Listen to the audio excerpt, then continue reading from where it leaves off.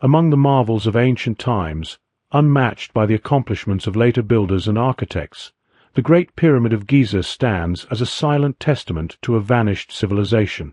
This civilization, having fulfilled its destined era, disappeared into the mists of history, speaking volumes through its silence, awe-inspiring in its grandeur, and divine in its straightforwardness.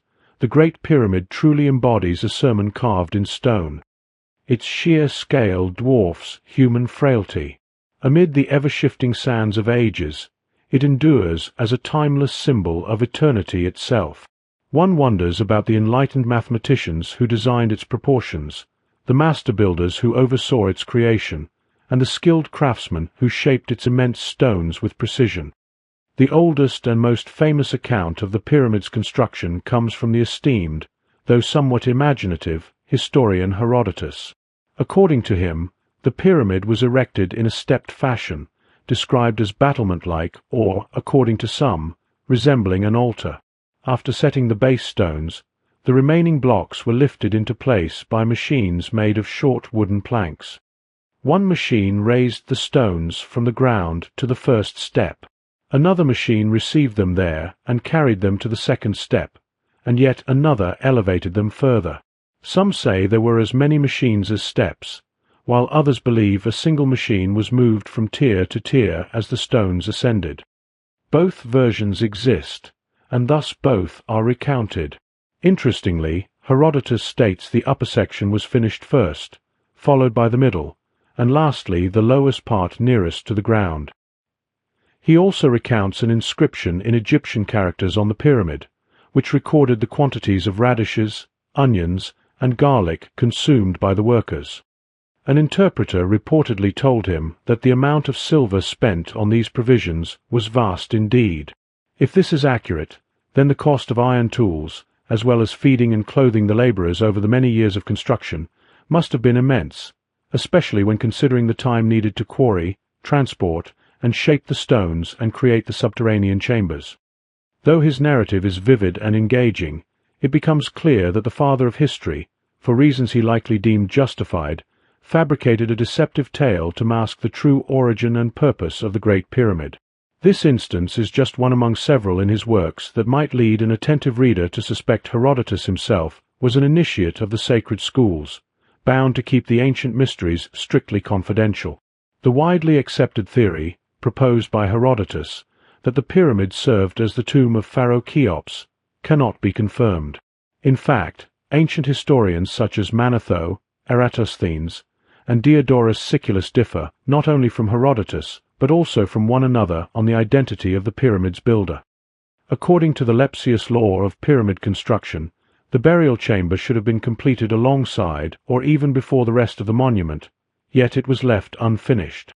There is no concrete evidence that the Egyptians constructed it, since the burial chambers lack the elaborate carvings, inscriptions, images, cartouches, paintings, and other hallmarks typical of Egyptian royal tombs. The only hieroglyphs found inside are a few builders' marks discovered within the construction chambers, first uncovered by Howard Weiss. These marks were apparently painted on the stones before they were set in place, as some appear upside down or damaged by the fitting of the blocks. While Egyptologists have tried to link these crude markings to cartouches of Cheops, it is hard to believe the ambitious ruler would allow his royal name to be treated with such disregard. Leading experts remain uncertain about the true meaning of these markings, so any argument that the pyramid dates to the 4th dynasty is counterbalanced by the presence of seashells at its base, which some scholars argue indicates construction prior to the deluge, a theory supported by Arabian traditions. One Arabian historian claimed the pyramid was built by Egyptian sages as a refuge from the flood, while another described it as the treasure vault of the mighty antediluvian king Sheddad ben Ad. A panel of hieroglyphs above the entrance, which might seem to offer a clue, is of no help, as it was carved much later, during the 19th century, by Dr. Lepsius as a dedication to the King of Prussia. Caliph al-Mamun, a distinguished descendant of the Prophet, driven by tales of vast riches concealed within the pyramid's depths, traveled from Baghdad to Cairo centuries ago, bringing a large workforce to penetrate the great monument. Upon arriving at the base of the Rock of Ages, and gazing up at its gleaming smooth surfaces, The caliph must have felt a flood of emotions. At that time, the casing stones were still in place, leaving no visible entrance, and four flawlessly smooth sides confronted him. Acting on vague reports, he ordered his men to begin work on the north face, instructing them to continue cutting until they found a way inside. To the laborers, armed with crude tools and vinegar, tunneling deep through the limestone was an arduous and nearly unbearable task. They often came close to rebellion, yet the caliph's authority and the promise of unimaginable wealth kept them driven forward. At the brink of complete despair, fate finally intervened to aid the weary workers. A great stone was suddenly heard to fall somewhere within the wall near the exhausted and disgruntled Arabs. Renewed by this sound, they pressed forward and eventually broke into the descending passage that leads to the subterranean chamber. They then painstakingly chipped away around a massive stone portcullis that had fallen to block their way, and one by one removed the granite plugs that continued to slide down from the passage above, near what is called the Queen's Chamber. At last, no more blocks came down, and the path lay open to the Prophet's followers. Yet, where were the fabled treasures? The frantic laborers searched from chamber to chamber, only to find nothing. The frustration of the Moslems grew so intense that the caliph, who had inherited much wisdom from his renowned predecessor, sent for funds from Baghdad, which he then secretly buried near the pyramid's entrance. Ordering his men to dig at that precise spot, they were overjoyed to discover a hidden treasure. The workmen were deeply impressed by the ancient king's foresight in calculating their wages so carefully and thoughtfully, burying exactly the right sum for their benefit. After this episode, the caliph returned to his ancestral city, and the Great Pyramid was left to the care of future generations. In the centuries that followed, sunlight striking the polished casing stones made each side of the pyramid glow like a brilliant triangle of light. Since that time, nearly all of these casing stones have vanished, but investigations revealed many had been recut and incorporated into the walls of mosques and palaces throughout Cairo and its surroundings. The Egyptian Sphinx is closely tied to the Greek legend of Oedipus, who famously solved the riddle posed by this mysterious creature, a being with the body of a winged lion and the head of a woman, that haunted the road to Thebes. To every traveler passing her lair, the Sphinx would ask, "What animal walks on 4 feet in the morning, 2 at noon, and 3 in the evening?" Those who failed to answer were destroyed. Oedipus answered correctly. It was man, who crawls on all fours as a child, walks upright on 2 legs in adulthood, and in old age uses a staff to aid his steps. Upon hearing this, the Sphinx threw herself from the cliff bordering the road and died. Yet, there exists another interpretation of the Sphinx's riddle, best understood through the Pythagorean significance of numbers. The numbers in the riddle add up to a symbolic sum, representing the stages of human development and the realms of existence. The first number symbolizes the ignorant man, the second the intellectual man, and the third the spiritual man. Humanity begins crawling in infancy, stands erect in its evolution, and finally, with the power of enlightened wisdom, gains the staff of knowledge. Thus, the Sphinx embodies the mystery of nature and the secret doctrine. Those who fail to solve her riddle are doomed to perish, while to overcome the Sphinx's challenge is to achieve personal immortality. C. Piozzi Smith posed a question: was the Great Pyramid constructed before hieroglyphics were invented and prior to the rise of the Egyptian religion? It remains possible that the upper chambers of the pyramid were sealed and mysterious long before the Egyptian Empire was established. However, within the subterranean chamber, there are markings that suggest the Romans once gained access. Drawing from the secret philosophy of Egyptian initiates, W. W. Harmon applied a series of complex yet precise mathematical calculations to propose that the pyramid's first ceremonial event took place tens of thousands of years ago, marked by the star Vega's initial ray shining down the descending passage into the pit. The actual construction of the pyramid likely took a decade or so immediately before this date. Though such conclusions might provoke skepticism from modern Egyptologists, they rest on a thorough study of sidereal mechanics principles deliberately incorporated into the pyramid by its initiated architects. If the casing stones were intact at the start of the 9th century, then the erosion marks found on the exterior are unlikely to be caused by water.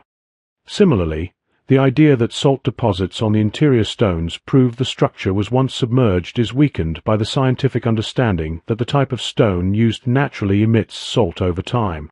While parts of the building may have been submerged through the millennia since its creation, the evidence supporting this remains inconclusive. The Great Pyramid was constructed entirely from limestone and granite, combined in a unique and meaningful way. The stones were cut with extraordinary precision, and the cement used is so durable that it remains nearly as hard as the stones themselves. The limestone blocks were cut with bronze saws, fitted with teeth made of diamonds or other precious stones. The chips resulting from the cutting process were piled against the north side of the plateau where the pyramid stands, forming an additional support to help bear the immense weight of the structure.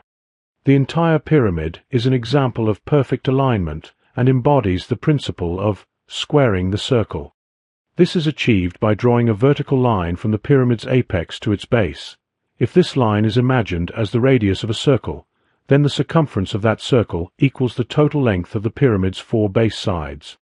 If the passages to the king's and queen's chambers were sealed thousands of years before the Christian era, those later admitted into the pyramid's mysteries must have undergone their initiations in subterranean galleries that are now unknown. Without these hidden passages, there would have been no possible way in or out, since the single visible entrance was completely covered by casing stones. If the secret entrance is not concealed beneath the mass of the Sphinx or hidden within that figure, it might lie in one of the nearby temples or somewhere on the sides of the limestone plateau. Attention is drawn to the granite plugs blocking the ascending passage to the Queen's chamber, which Caliph al-Ma'mun had to nearly pulverize before clearing a path into the upper chambers.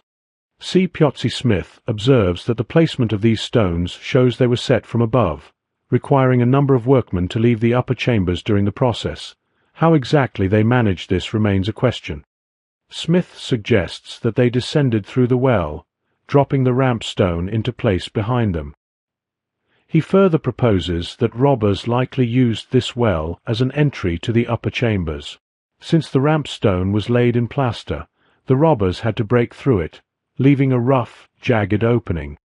However, Mr. Dupré, an architect who has spent years studying the pyramids, disagrees with Smith's view.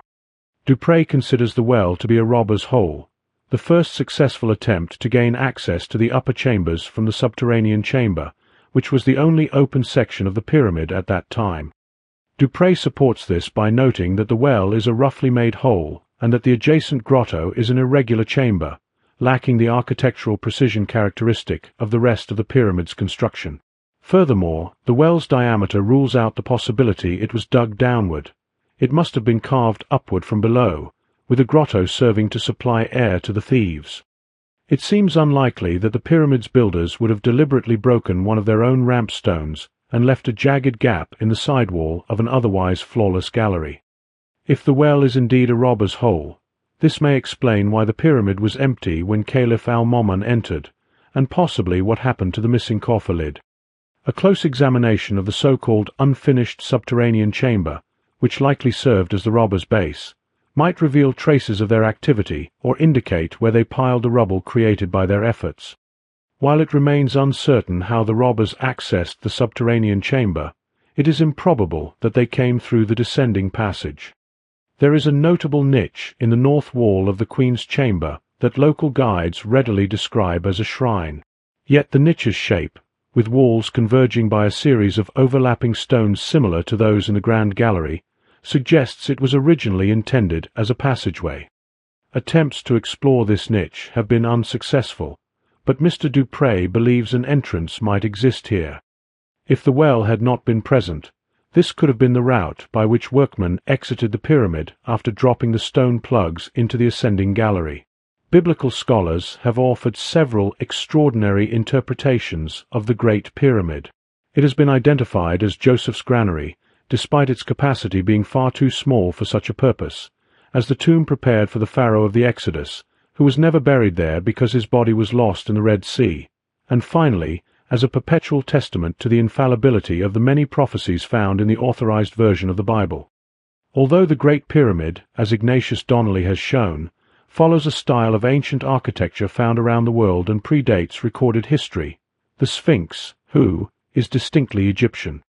The stele positioned between its paws declares the Sphinx to be an image of the sun god Harmakhis, fashioned to resemble the pharaoh reigning at the time of its creation. The statue was restored and fully excavated by Thutmose IV, following a vision in which the god appeared, expressing distress over being buried beneath the sand. During excavation, the broken beard of the Sphinx was uncovered between its front paws. The steps leading to the Sphinx, along with the temple and altar situated between the paws, are much later additions, likely from Roman times, as it is documented that the Romans reconstructed many Egyptian monuments. A shallow indentation on the crown of the head, once thought to mark a sealed passage connecting the Sphinx to the Great Pyramid, actually served as support for a now-lost headdress. Efforts to locate chambers or passages within the Sphinx by driving metal rods into it have been unsuccessful. The majority of the Sphinx is carved from a single stone, though the front paws were constructed from smaller stones. The Sphinx measures roughly 200 feet in length, 70 feet in height, and nearly 40 feet wide across the shoulders. Some believe the main stone was transported from distant quarries by unknown means, while others argue it is a native rock formation shaped to resemble the statue.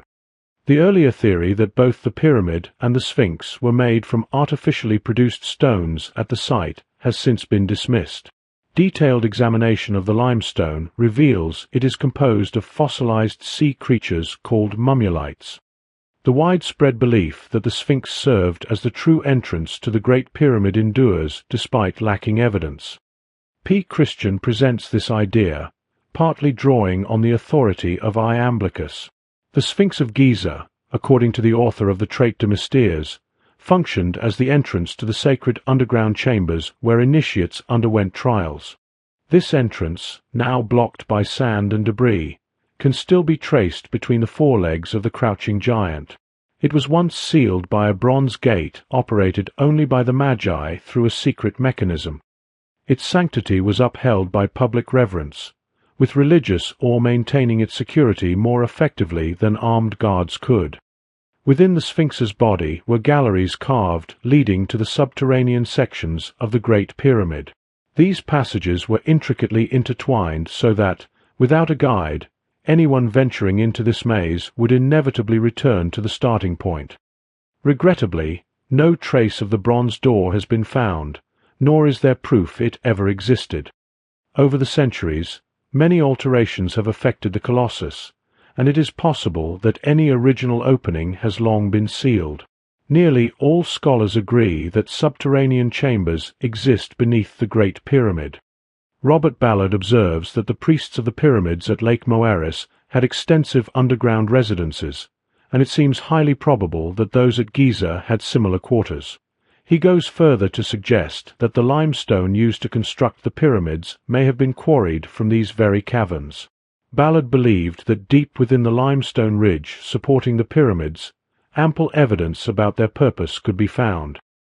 He proposed that using a powerful drill could verify this and also test the structural solidity of the pyramids themselves. Ballard's theory of vast underground chambers and quarries raises a critical architectural question. The builders of the pyramid were too prudent to risk its permanence by placing immense amounts of limestone and granite on anything less than a solid foundation. Therefore, it is reasonably certain that any chambers or passageways beneath the pyramid are relatively small and insignificant, similar to those within the pyramid's body, which make up only a tiny fraction of its overall volume. The Sphinx was undoubtedly created for symbolic reasons, likely under the guidance of the priesthood. Theories proposing that the uraeus on its forehead once served as a giant sundial, or that both the pyramid and the Sphinx functioned to measure time, seasons, and the precession of the equinoxes, are clever but not fully convincing. If the Sphinx was erected to obscure an ancient passage leading to the subterranean temple of the pyramid, its symbolism would be especially fitting.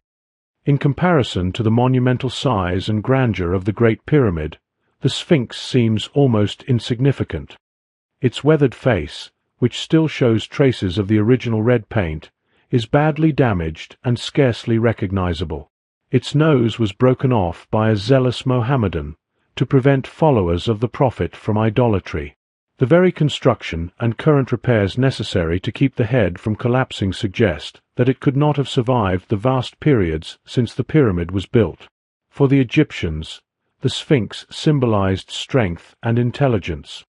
It was depicted as androgynous to express the recognition that initiates and gods embodied both the positive and negative creative forces.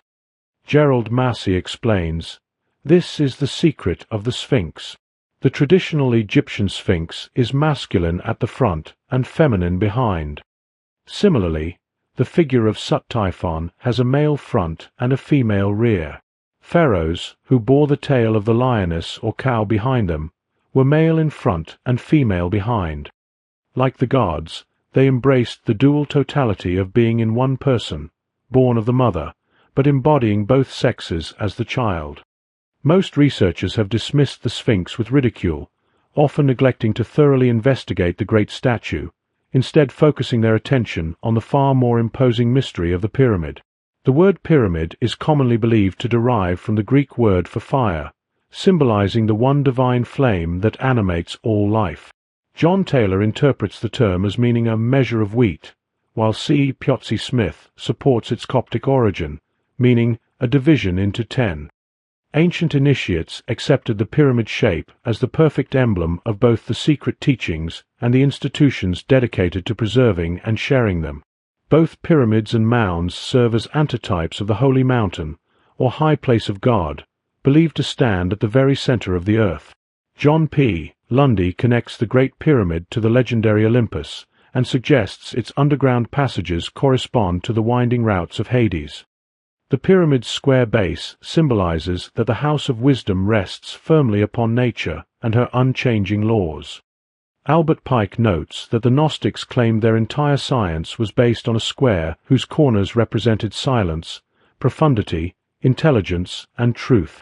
The Great Pyramid sides align with the 4 cardinal points, which, according to Eliphas Levi, represent the extremes of heat and cold, south and north, as well as light and darkness, east and west. The base further signifies the 4 material elements or substances from which the quaternary body of man is formed. Rising from each side of the square is a triangle, symbolizing the threefold divine being seated within every fourfold material nature. Considering each baseline as a square supporting a threefold spiritual power, the combined lines of the pyramid's faces and base total a sacred number associated with the lower world. When this number is added to another related to the composition of the sun, the sum corresponds to a number representing the universe's completeness. The 12 signs of the zodiac, akin to the rulers of the lower worlds, are symbolized by the 12 lines forming the 4 triangular faces of the pyramid. At the center of each face stands one of Ezekiel's beasts, making the entire structure a representation of the cherubim. The pyramid's 3 main chambers correspond to the heart, brain, and generative system, the spiritual centers within the human constitution. The triangular shape also resembles the posture assumed during ancient meditation practices. The mysteries taught that divine energies from the gods descended upon the pyramid's apex, which was likened to an inverted tree with roots at the top and branches below. From this inverted tree, divine wisdom flows outward, streaming down the pyramid's sides and radiating throughout the world. The exact size of the Great Pyramid's capstone cannot be determined, since although most scholars assume it once existed, no trace of it remains today.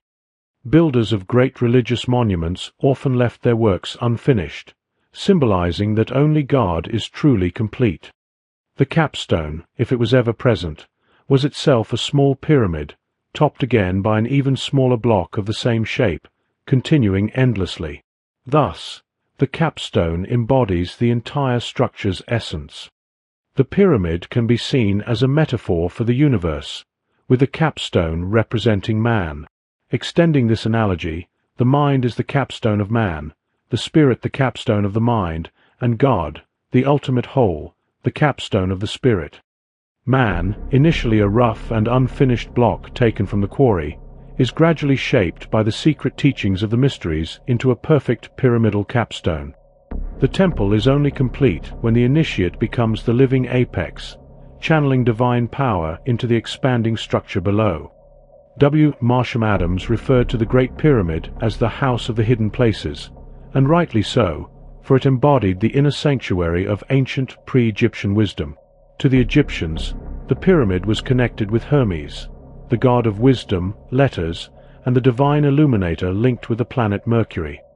This association highlights that the Great Pyramid was truly the supreme temple of the invisible and supreme deity. It was neither a lighthouse, an observatory, nor a tomb, but the first temple of the mysteries, built as a repository for secret truths that underpin all arts and sciences. It served as a perfect symbol of both the microcosm and the macrocosm, and according to secret teachings, the resting place of Osiris, the black god of the Nile. Osiris personifies a certain form of solar energy, making his tomb a symbol of the universe in which he is enclosed and upon the cosmic cross on which he is crucified. Within the pyramid's mystical passageways and chambers, the enlightened of ancient times passed through. They entered as men and emerged as gods. It was the site of the second birth, the womb of the mysteries, where wisdom dwelled as God dwells in the hearts of men. Deep within its recesses was said to reside a mysterious figure known as the Initiator, or the Illustrious One, clad in blue and gold and bearing the sevenfold key of eternity. This lion-faced Hierophant, the Holy One, the Master of Masters, never left the House of Wisdom, and no one saw him except those who had undergone the rigorous gates of preparation and purification. In these very chambers, Plato, the thinker with the broad brow, came face to face with the eternal wisdom embodied by the master of the hidden house. Who was this master who dwelled within the vast pyramid, whose many rooms symbolized the worlds in space, and whom only those born again could see?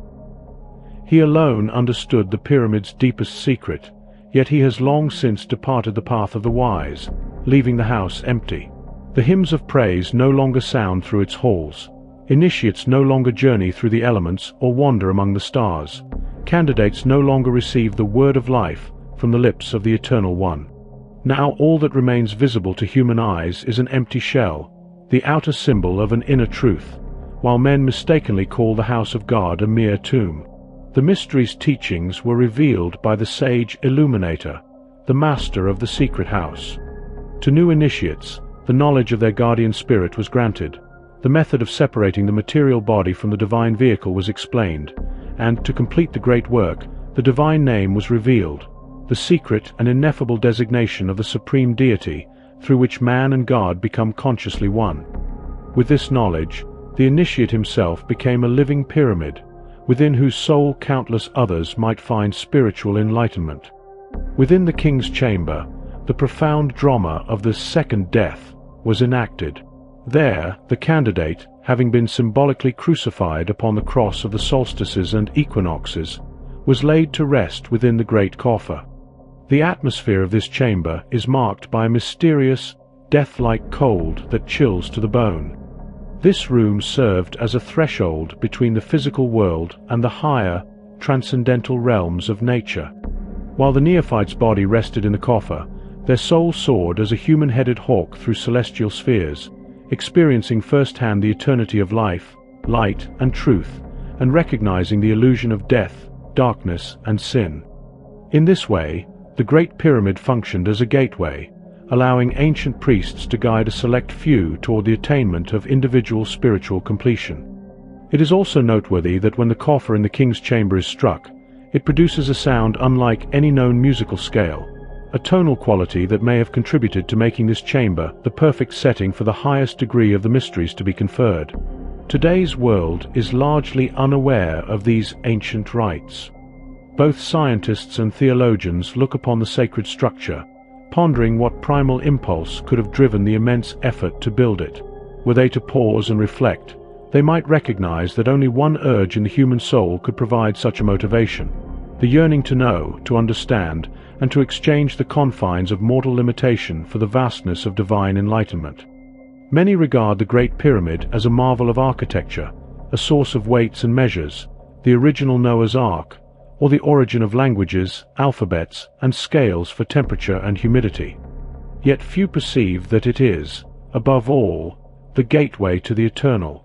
Though the modern age may hold countless secrets, the ancient world possessed one profound truth, and that truth surpasses all others.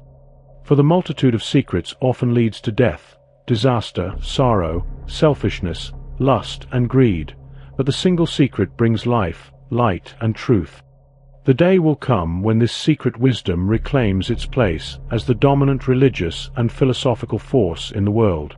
The time approaches when the doom of rigid dogma will be proclaimed. The great theological Tower of Babel, built from unstable mud bricks and weak mortar, will crumble. Yet from the cold ashes of lifeless creeds, the ancient mysteries shall rise again like the phoenix. No other institution has so completely fulfilled humanity's religious aspirations, for since their loss, no spiritual code has satisfied minds such as Plato's. The unfolding of man's spiritual nature is as precise a science as astronomy, medicine, or law. Religions were founded primarily to achieve this purpose, and from religion emerged science, philosophy, and logic as methods to realize this divine goal. The dying guard will rise once more. The secret chamber within the house of the hidden places will be rediscovered. The pyramid will again stand as the supreme symbol of unity, inspiration, aspiration, resurrection, and regeneration. Though the sands of time bury civilization after civilization, the pyramid will endure as the visible covenant between eternal wisdom and the world. Perhaps the day will come when the chants of the enlightened echo once again through its ancient corridors, and the master of the hidden house waits patiently in the silent place for the arrival of the one who, casting aside the illusions of dogma and doctrine, seeks only truth, and refuses all substitutes or counterfeits.